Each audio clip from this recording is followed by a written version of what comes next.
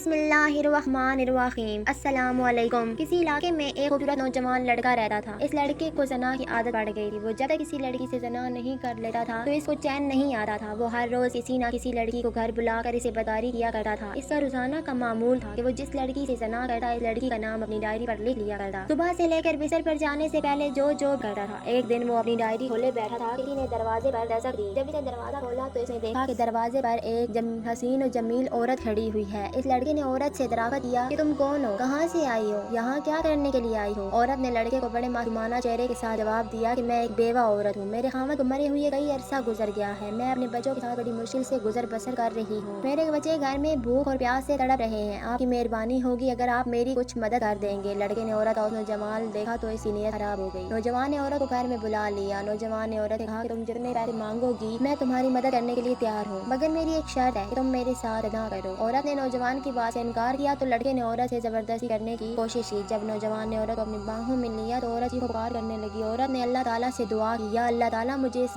بدکار زانی نوجوان سے بچا لیں، یا اللہ تعالیٰ میری عزت کی حفاظت فرما۔ عورت نے خدا سے دعا کرنے کے بعد لڑکے کو کہا، اے نوجوان، تم بدکار ہو، زانی ہو، کیا تم کو موت یاد نہیں ہے؟ اپنی حرکتوں سے باز آ جا، موت نے تو بڑے بڑے سرداروں اور بادشاہوں کو نہیں بخشا ہے، تو اللہ تعالیٰ سے اپنے گناہوں کی توبہ کر لے ورنہ اللہ تعالیٰ تم کو معاف نہیں کرے گا، تمہارا حال بہت ہی برا ہوگا۔ تمہارا کیا خیال ہے کہ اس بند کمرے میں تمہیں کوئی یہ بدکاری کرتے ہوئے نہیں دیکھے گا؟ بے شک اللہ ہر جگہ موجود ہے۔ عورت کی باتیں سن کر نوجوان کے دل میں اللہ تعالیٰ کا خوف پیدا ہو گیا۔ اس نے عورت کو کہا کہ اے عورت، تم نے تو کوئی بدکاری نہیں کی ہے، تو اللہ تعالیٰ سے اتنا ڈر رہی ہے؟ میری تو زندگی ہی بدکاری اور زناکاری میں گزر گئی ہے، میں نے تو کبھی اللہ تعالیٰ سے توبہ استغفار نہیں کیا ہے۔ یہ باتیں کرتے ہوئے نوجوان کی آنکھوں میں آنسو آ گئے۔ اس نوجوان نے حسین و جمیل عورت سے کہا کہ میں تمہارے ساتھ کوئی بدکاری نہیں کروں گا، تم سکون و آرام سے بیٹھ جاؤ۔ اس نوجوان نے اس لڑکی کو کھانے پینے کی چیزیں اور کچھ رقم دے کر بھیج دیا۔ نوجوان نے کہا، اے حسن جمیل عورت، جا کر اپنے بچوں سے کہو کہ میرے حق میں دعا کرنا کہ اللہ تعالیٰ میرے گناہوں کو معاف فرما دے، میں بھی آج کے بعد کوئی زنا اور غلط کام نہیں کروں گا۔ اس عورت نے جاتے ہوئے نوجوان کو دعائیں دی، اللہ تعالیٰ تمہارے سب گناہوں کو معاف فرما دے، اللہ تعالیٰ تم پر اپنا رحم و کرم عطا کرے، جب تیری موت آئے تو اللہ تعالیٰ کا ذکر کرتے ہوئے آئے، تو سچا اور پکا مومن ہو کر مرے۔ یہ دعائیں دیتے ہوئے وہ عورت اس نوجوان کے گھر سے چلی گئی۔ جب عورت اس نوجوان کا گھر چھوڑ کر چلی گئی تو نوجوان کے دل میں آیا کہ میں نے اپنی جوانی کا یہ سب سے نیک کام کیا ہے، کیوں نہ اپنے گناہوں کو مٹا کر اب سے نیکیاں لکھنا شروع کروں۔ چنانچہ اس نے ڈائری پر یہ کام لکھنے کے لیے ڈائری کو کھولا تو دیکھ کر حیران رہ گیا کہ ڈائری بالکل صاف تھی، اس پر کچھ نہیں لکھا ہوا تھا۔ اللہ تعالیٰ نے اس بیوہ عورت کی دعا سے اس نوجوان کے سب گناہوں کو معاف فرما دیا تھا۔ نوجوان نے ساری ڈائری کے ایک ایک صفحے کو دیکھا تو ہر صفحہ نیا اور صاف تھا، جیسے کہ اس پر کچھ لکھا ہی نہیں ہوا تھا۔ وہ اپنی ڈائری کھولے ہوئے بیٹھا کہ اس بندے کو ایک غائب سے آواز سنائی دی، اے اللہ تعالیٰ کے بندے، اللہ تعالیٰ نے تمہارے سارے گناہوں کو معاف فرما دیا ہے، اللہ تعالیٰ تمہارا بن چکا ہے، تو اللہ تعالیٰ کا بن چکا ہے، جب تیری موت آئے گی تو وہ ایمان پر ہی آئے گی۔ اس دن کے بعد وہ نوجوان ہر وقت اللہ تعالیٰ کی عبادت میں مصروف رہا کرتا تھا۔ اللہ تعالیٰ سے دعا ہے کہ اللہ تعالیٰ ہم کو نیک کام کرنے اور برے کاموں سے نیکی کی ہدایت عطا فرمائے، آمین یا رب العالمین۔